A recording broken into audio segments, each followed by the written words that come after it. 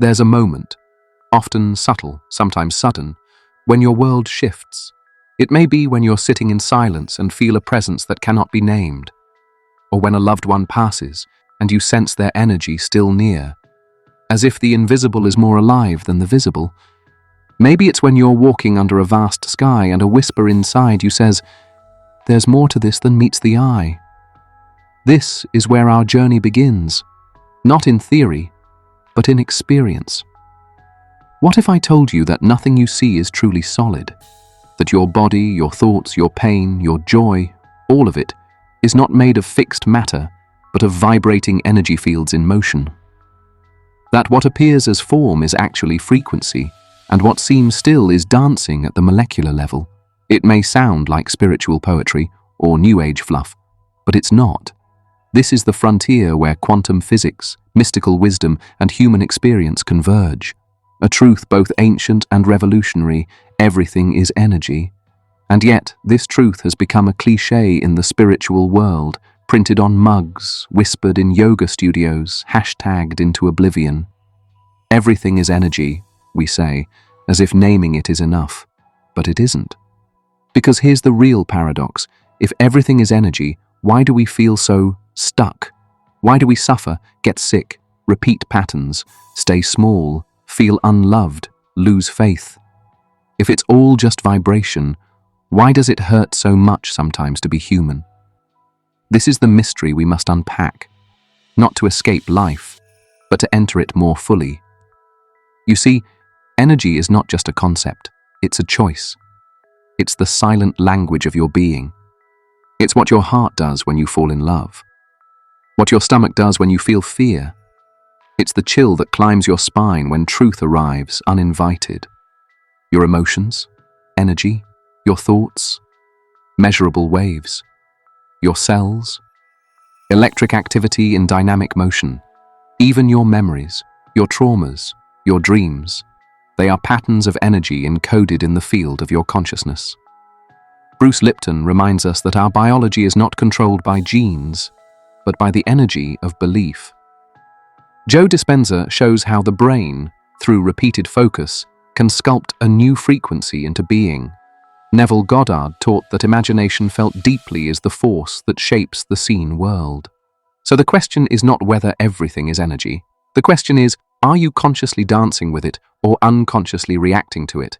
Because here's the secret. You are not a victim of reality. You are its sculptor. Imagine this. You're walking into a room where someone has just argued. No one says a word, but you feel the tension like smoke in the air. That's energy. Or picture holding a newborn baby. You feel peace, wonder, timelessness. Again, energy. These are not metaphors, they are lived frequencies. But we've forgotten this language. We've been trained to trust what we can touch, measure, or control. We've reduced life to material parts, forgetting the vibrational whole. And so we suffer. Not because we are broken, but because we are misaligned. This video is your invitation to remember, to resensitize yourself to the unseen, to feel again. Not just with your skin or your emotions, but with your deeper intelligence. We'll explore how quantum physics reveals a universe made not of things, but of potentials. How your subconscious mind silently governs the energy you emit.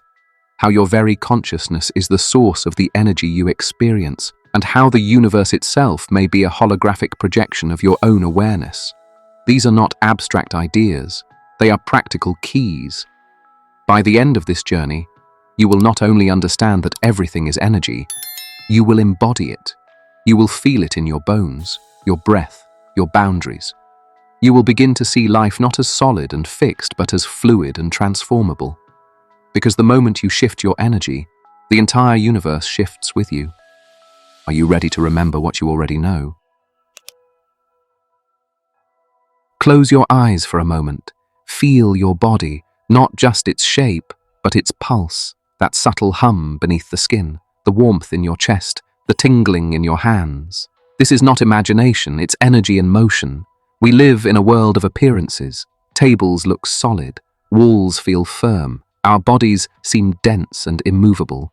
But peel back the layers with a microscope and what do you find? Vast, empty space, particles moving at unimaginable speeds, atoms dancing in harmony with forces we barely comprehend. Quantum physics, perhaps the most revolutionary science of our time, confirms what mystics and shamans have whispered for millennia. Matter is not what it seems. The foundation of the universe is not stuff, but vibration. Every object, no matter how still, is energy fluctuating in a field of potential. The chair you're sitting on? At its core, it's a storm of vibrating particles, held together by invisible forces. Your body? A field of electrical impulses and chemical reactions, governed not only by biology, but by frequency. Bruce Lipton, a pioneer in cellular biology, took this even further. In The Biology of Belief, he shattered the myth of genetic determinism. He revealed that our cells are not passive entities doomed by DNA, but responsive organisms, attuned to the energetic signals of their environment, including our thoughts, emotions, and beliefs. In essence, your beliefs shape your biology. Not metaphorically, energetically. When you feel stressed, your body contracts. Cortisol floods your system. Healing slows. When you feel loved, your body opens. Oxytocin flows. Regeneration begins. This is not just emotional, it's physical, it's vibrational. Let's break it down with simple, everyday examples. Have you ever entered a room and immediately felt discomfort, though no words were spoken? That was energy. Have you ever listened to a song that brought you to tears without knowing why? That was energy. Have you ever thought of someone just before they called you? Again, energy. These are the subtle realms where life speaks not in words, but in frequency signatures. Imagine your life as a symphony. Every thought, emotion, action is a note, and your body, your presence, is the instrument. The way you tune it determines the harmony you create, or the dissonance you endure. The phrase, "everything is energy," is not a slogan. It is a literal truth with profound implications. It means you are not separate from the world, you are vibrating within it. You are not helpless. You are in constant dialogue with reality. You are not static. You are dynamic, shifting, evolving, influencing. When you say, "I'm anxious," you are not just describing a mood, you're describing an energy field. When you say, "I feel joy," you are reporting the frequency your body and mind have tuned into. These emotional states are vibrational experiences. And the universe? It listens, not with ears, with resonance. Like attracts like, not as a spiritual law, but as a physics principle. Vibrations sync, frequencies entrain. This is why a heart beating in calm coherence can influence others in the same room. It's why healing often happens not through words, but through presence. We've been taught that the world is mechanical, logical, cold. But that worldview collapses in the face of deeper truth. You are not a machine reacting to a dead universe. You are an energetic being participating in a living field. And this leads us to a turning point. If energy is the true foundation of reality, then the next step becomes clear. Can you learn to direct it? Can you live in conscious vibration, not unconscious reaction? The moment you recognize energy as the canvas of your existence, a radical responsibility awakens. You are not merely living inside reality. You are shaping it, wave by wave, choice by choice. So breathe in. Feel the invisible texture of your being. You are not a body with energy. You are energy, expressed as a body. And this is only the beginning. Imagine for a moment that reality isn't fixed. That what you call your life, your job, your relationships, your health, your struggles, is not a rigid timeline, but a fluid river of potentials. Imagine that every morning you wake up, countless versions of your life exist, waiting to unfold. Which one becomes real? The answer lies not in fate, but in frequency. Welcome to the quantum field. Quantum physics has gifted us a radical perspective.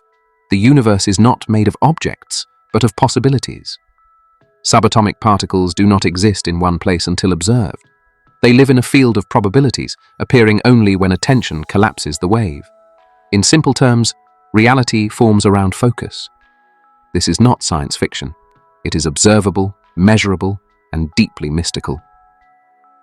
Dr. Joe Dispenza, in Becoming Supernatural, offers a stunning insight. The quantum field is not just out there in the cosmos. It surrounds you, flows through you, responds to you. It is the invisible web where all versions of your life already exist, waiting for your energetic alignment. Think of it like this. You are a broadcasting tower. Every thought you think, every emotion you feel, sends out a signal into the field. This signal acts like a magnet, calling back to you the experiences, people, and events that match its frequency. So, when you consistently feel gratitude, you tune your inner radio to the frequency of abundance, and the field in response reflects more things to be grateful for. But when you dwell in fear, your signal shifts, and the field complies, delivering experiences that mirror your inner chaos. This is why two people can face the same situation, say, losing a job, and walk two radically different paths. One sinks into despair, believing they are a victim. The other sees an opening, a new chapter. The outer event is identical. The inner frequency is not. The universe doesn't reward worthiness. It responds to resonance. This is not about thinking positive in a superficial way. It's about embodying the energy of the life you want to live. And that requires something deeper than willpower. It requires coherence between mind, heart, and body. Let's ground this with a real-world example. Imagine a woman named Clara. She's been trying to find love for years. She reads books, goes on dates, does affirmations, but nothing changes. One day, in deep meditation, she drops into stillness and realizes she doesn't trust love. She fears vulnerability. Her subconscious is broadcasting rejection. That moment of awareness shifts everything. She begins not just to think differently, but to feel differently. She practices compassion, self-love, and presence, not to get love, but to become the vibration of love. Within months, something shifts, not just outside her, but within. And then, as if by magic, she meets someone aligned with her new frequency. This is the power of the field. It does not respond to what you say. It responds to what you are.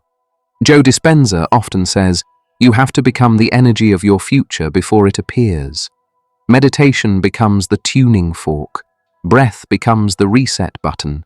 Intention becomes the brush that paints possibility into reality. When you close your eyes and visualize your future, not as wishful thinking, but as a felt, embodied reality, you are already shaping the quantum field. And it works both ways. When you ruminate on worst-case scenarios, when you replay past pain, when you define yourself by what went wrong, you are tuning into versions of reality that will echo those same frequencies. This is why awareness is everything. It's not about controlling every thought. It's about becoming conscious of the station you're tuned to. You are not here to be a passive observer of life. You are a co-creator in a field of infinite potential. The only limits are the ones you continue to believe in. So now, the question shifts. If you are truly connected to this infinite field, why do you still feel stuck? The answer may lie deeper beneath your conscious desires, hidden in the silent programming of your inner world. And that is where we're going next. Close your eyes and try this. Repeat the words, I am worthy of abundance. Say them slowly. Feel the vibration. Now pause and notice. What rises within you? Do you feel a warm resonance, like a truth being remembered? Or does a silent voice whisper, not really? This moment of inner tension is where the real work begins. You see, energy doesn't respond to your conscious desires alone. It responds to your dominant vibration, and that vibration is often shaped not by what you wish for, but by what you believe beneath the surface. Welcome to the subconscious mind, the hidden engine room of your life. Joseph Murphy, in The Power of the Subconscious Mind, called it the sleeping giant within. It is not just a psychological structure, it is an energetic field, constantly broadcasting your deep-seated beliefs into the quantum universe around you. And here's the challenge. While your conscious mind is busy setting goals and making vision boards, your subconscious is quietly repeating old stories. I'm not enough. I'll never heal. Love always leaves. Life is a struggle. These aren't just thoughts. They are vibrational codes, shaping your frequency, aligning you with a reality that matches their tone. And until they're addressed, no amount of effort will override their gravitational pull. Think of your subconscious as the operating system of your energetic being. It runs the programs while your conscious mind clicks around on the surface. You might open the app of success, but if the system runs on "I am unworthy," the app crashes repeatedly. This is why transformation often feels like 2 steps forward, 1 step back. The conscious says go, the subconscious says no. But here's the liberating truth. The subconscious is not your enemy. It is programmable. It was formed through repetition, emotion, and experience, especially in your early years, and it can be rewritten in the same way. Florence Scovel Shinn, a pioneer of metaphysical wisdom, described words as wands, not mere expressions but tools of energetic recoding. She taught that every declaration carries a frequency, and when repeated with emotion and faith, it begins to override old scripts. When you say, "I am safe," and truly feel it, even for a moment, you plant a new seed. When you repeat, "I am loved," while breathing deeply into your chest, you shift the frequency of your heart field. At first, it may feel false. That's natural. But like water carving stone, repetition reshapes reality. Science backs this up. The brain forms new neural pathways through consistent thought-emotion focus. The subconscious, connected to your autonomic body systems, begins to believe what is repeated with emotional intensity. And there's more. Your environment constantly reinforces your subconscious codes. If you surround yourself with scarcity, drama, fear, those frequencies embed deeper. But when you change your environment, or shift your inner state to elevate your energy, you begin to disrupt the loop. Let's return to our metaphor. You are a radio tower. Your subconscious is the frequency setting. You may desire peace, but if the subconscious is tuned to trauma, the static will dominate the signal. But with practice, meditation, breathwork, affirmation, and presence, you can retune, slowly, faithfully, gently. Microstory time. There's a man named Elias who always dreamed of being financially free. He worked hard, took courses, visualized wealth, but he never got past survival mode.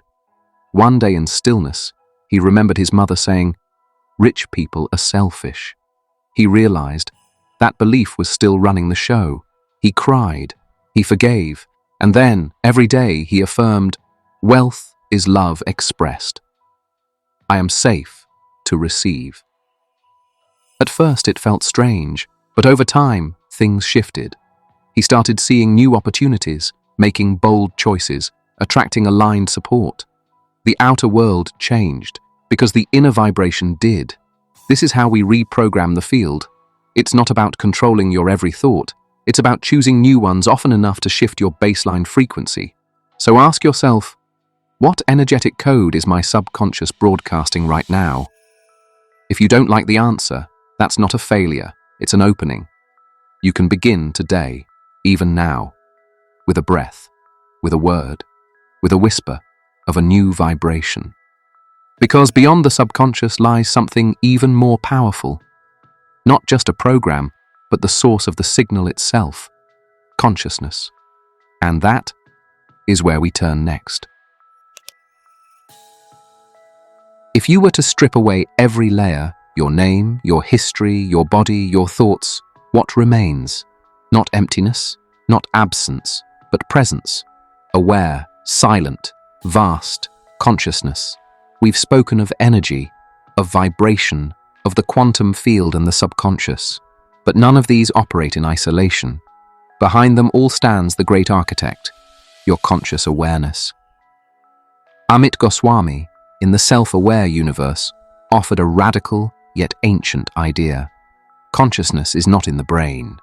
The brain is within consciousness. The universe is not made of matter, it is made of conscious experience, and energy is simply how consciousness expresses itself in form. Pause and breathe that in. You are not simply an energetic being, you are a conscious creator of energy. Let's demystify this with something very human. Have you ever noticed that where you place your attention, energy flows? Think about it. You fixate on a worry, and your body tenses. You focus on a hope, and your chest lifts. You look at someone with love, and your field expands. These are not philosophical ideas. They are felt truths. Consciousness is the director of the symphony. It doesn't just observe energy, it commands it. Imagine your consciousness as the sun, and your thoughts and emotions as solar flares, extensions of its radiance. The more aware you are, the more intentional the flares become. The less aware, the more they become chaotic storms. This is why presence is power. Eckhart Tolle wrote in The Power of Now that most of our suffering is not caused by life itself, but by unconscious resistance to what is. In presence, resistance dissolves, energy flows again. Let's tell a simple story. A woman named Inez lost her job unexpectedly. At first, she panicked. Fear took over. But instead of spiraling, she sat in stillness. She asked not, "Why me?" but "What now?" As she breathed, she shifted from fear to curiosity, from judgment to trust. That single act of conscious attention changed her energy entirely. Within weeks, not only did she find work, she discovered a new path, one more aligned with her soul. She didn't manifest it through wishful thinking. She redirected her energy through awareness. This is what consciousness does. It shines light on the shadows. It turns chaos into clarity. It doesn't fight energy. It guides it. Let's go deeper. Consciousness is also what gives meaning. The same event can be tragedy or initiation, depending on your level of awareness. A breakup can be a curse or a blessing. A failure can be punishment or redirection. The facts remain. The energy shifts through your interpretation. This is why attention is sacred. What you focus on becomes alive. In neuroscience, we call this neuroplasticity. What fires together, wires together. In metaphysics, we call it manifestation. What you dwell on expands. In spiritual terms, it's karma. What you plant in consciousness grows in form. But they're all pointing to the same truth. Your awareness is not passive, it is creative. And so the question arises, where are you placing yours? On fear, on comparison, on lack, or on love, on possibility, on divine timing? Because your energy will always follow your awareness. Even your healing begins here, not with fixing, but with witnessing. When you witness your pain without judgment, you create space. When you hold your fear in the light of presence, it begins to soften. That which is observed in love begins to transform. Neville Goddard put it beautifully. Assume the feeling of the wish fulfilled. This is not about forcing outcomes. It's about aligning energy through conscious embodiment. Not just thinking abundance, but feeling abundant. Not just visualizing love, but being love in how you walk, speak, breathe. And this shift, this conscious act of choosing a new vibration, is what begins to collapse old timelines and activate new ones. So today, I invite you into a moment of reflection. Where is your awareness flowing? What are you energizing through your attention? Take a breath. Feel your heart. Are you feeding fear or faith, scarcity or sufficiency, judgment or grace? Drop your answer in the comments below, not just for you, but for others who might need your light. Sometimes one reflection, shared vulnerably, becomes a mirror for many. And now, let's widen the lens even more. What if reality itself is not just shaped by consciousness, but is a projection of it? That's where we go next. Picture holding a hologram in your hand, a small glass plate. Shine light through it and a three-dimensional image appears. Now break that plate into pieces. You'd expect the image to fragment, right?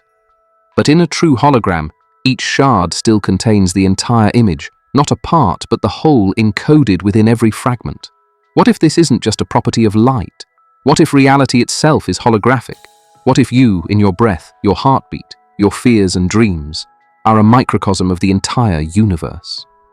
Michael Talbot, in The Holographic Universe, explored this idea with awe and clarity. Drawing from the work of physicist David Bohm and neurologist Carl Pribram, he proposed something astonishing.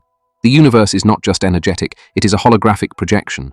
Every part contains the whole. Every observer shapes what is observed. Let that sink in. You are not in the universe. You are the universe, in motion. This might sound poetic or even abstract, but consider the implications. Your thoughts are not just internal, they ripple through the field. Your healing doesn't just affect you, it shifts the collective. Your awakening is not isolated. It's part of a cosmic remembering. This is why mystics across cultures speak of unity, why indigenous shamans speak to plants and stars, why dreams can carry truths that change the course of waking life. Because in a holographic reality, nothing is truly separate. You've felt this before, haven't you? That moment when you sense someone's pain across a distance, when you dream of someone just before they call, when synchronicity arrives with such perfect timing, it stuns you into stillness. These are not coincidences.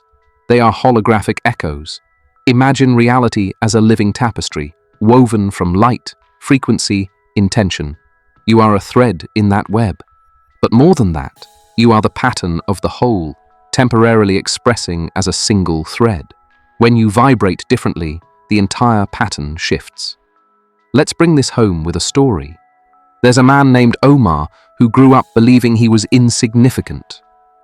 Life seemed to confirm this. He was overlooked, underpaid, dismissed. One day, in deep meditation, he saw himself as a drop of water falling into a vast ocean. But when he looked closer, he saw the ocean was not separate. It was him. He realized that every action, every intention, every word was not isolated, but part of a greater field. He began living differently, not to be seen, but to serve the field. And soon, life responded. Not with fame, but with meaning, depth, alignment. This is the holographic truth. The energy you embody is the energy you amplify in the whole. This is why inner work is never selfish.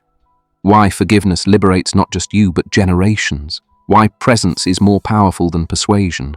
Every time you choose to rise, even quietly, even in your room alone, you are changing the collective image. Every time you heal, someone else breathes easier, even if they never know your name. This is entanglement, not just as quantum mechanics describes, but as spiritual law. So when you wake up tomorrow and you brush your teeth and drink your tea and step into the world, remember, you are not just a person living a life. You are the universe, living as you. And that is not a metaphor. It's a reality we're only beginning to comprehend. So now the journey brings us full circle. If everything is energy, and that energy is shaped by consciousness, and that consciousness is unified in a holographic field, then the final question isn't, is this true? It's much more personal. If you truly believe this, how would you live? We'll explore that together in our closing. So now you know. Not just as an idea, but as a frequency felt deep in your being, everything is energy. Your thoughts are not just private musings, they are vibrations shaping your field. Your emotions are not just moods, they are frequencies that ripple outward. Your body is not just flesh, it is a living conductor of light and intention. You are not passive in this universe. You are a participant. You are not small. You are holographic. You are not broken. You are vibrationally becoming, and every moment is a choice. You can return to numbness, or live in resonance. You can recycle old patterns, or vibrate a new reality. You can shrink in fear, or expand in love. So I leave you with this reflection. If you truly lived from the awareness that everything is energy, what's the first thing you would begin to shift today? Let your answer rise, and when it does, know this: you are not alone. You are the field. You are the frequency. You are the key. And if you feel ready to anchor that shift, leave your words in the comments below. I am aligning with the energy I choose to live in. Let it be more than a sentence. Let it be a signal. Your intention carries resonance. And someone, somewhere, may read it and remember who they are.